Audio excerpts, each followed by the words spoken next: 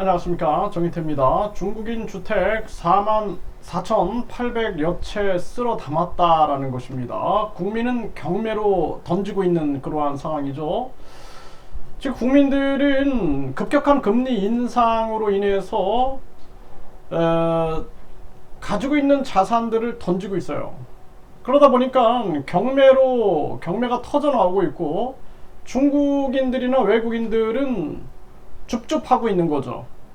이 참 안타까운 일이 아닐 수가 없습니다. 누구를 위한 정치를 하고 있느냐.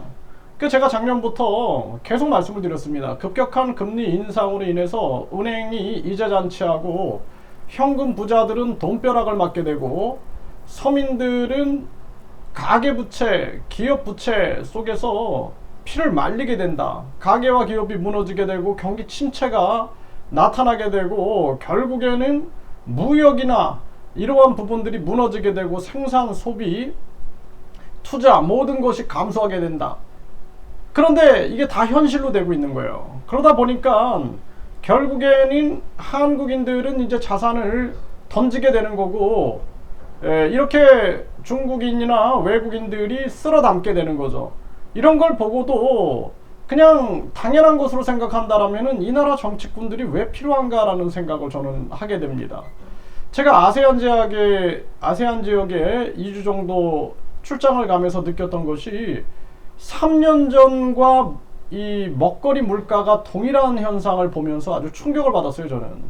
네, 어떻게 3년 전하고 동일할까? 이게 도대체 어떻게 가능할까? 한국은 지금 많은 국민들이 이 먹거리 물가, 또 생활 물가가 올라가지고 난리인데, 그러니까 그 정도로 한국은 아무런 이 무능하고 대책을 못 세우고 있다는 거예요. 이게 심각한 문제입니다. 그래서 한국은행 총재와 경제부총리를 즉각 해임해야 한다라고 제가 끊임없이 얘기하고 있는데, 정치권에서도 경제 라인을 교체하라는 얘기가 나와야 됩니다. 이거 탄핵해야 돼요. 네, 경제 라인을 다 탄핵하고, 대책 없고 계속 경제가 무너져 가고 있는데 방치하고 있다는 것은 있을 수 없는 일이다 라는 생각을 안 할 수가 없습니다.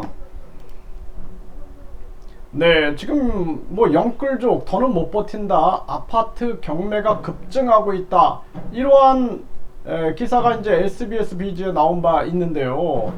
그런데 한국인은 꿈도 못 꾸는 중국 부동산 투자, 중국인들은 멋대로 서울 부동산 줍줍하고 있다라는 것입니다.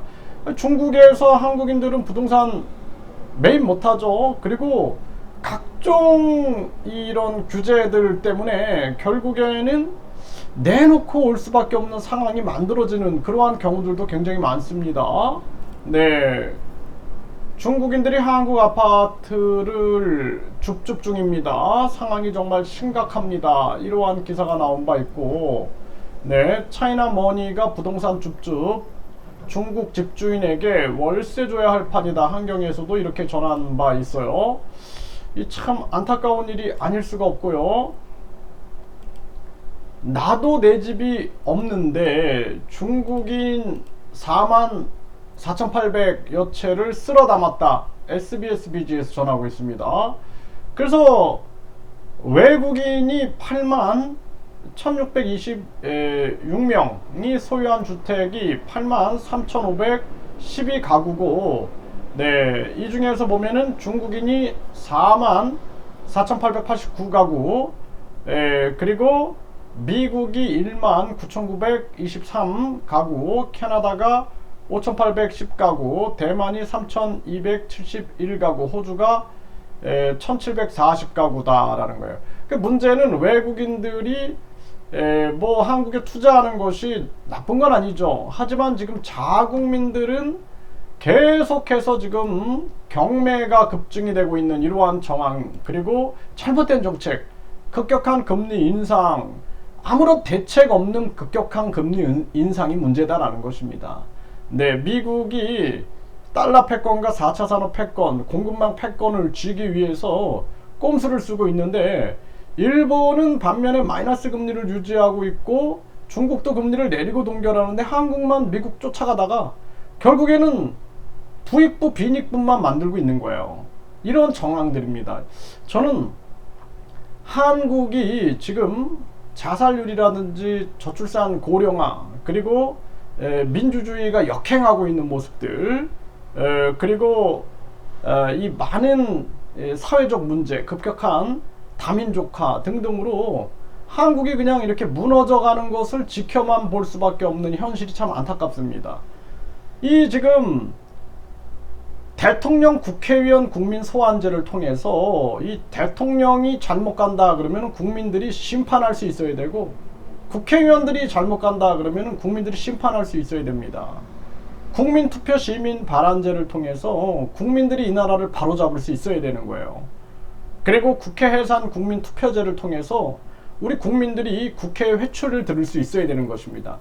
그렇지 않고 우리 국민들이 그냥 선거날에만 투표하는 그런 아주 기계 같은 그러한 선거권자가 된다라면은 대한민국의 미래가 없는 것입니다. 심각합니다. 무너져가는 대한민국을 지켜만 봐야 하는 그 현실이 너무나 안타깝고, 아침에 막 전쟁 경보 막 울리고 막 이런 거 보면서 이제 전쟁도 가까워지고 있구나.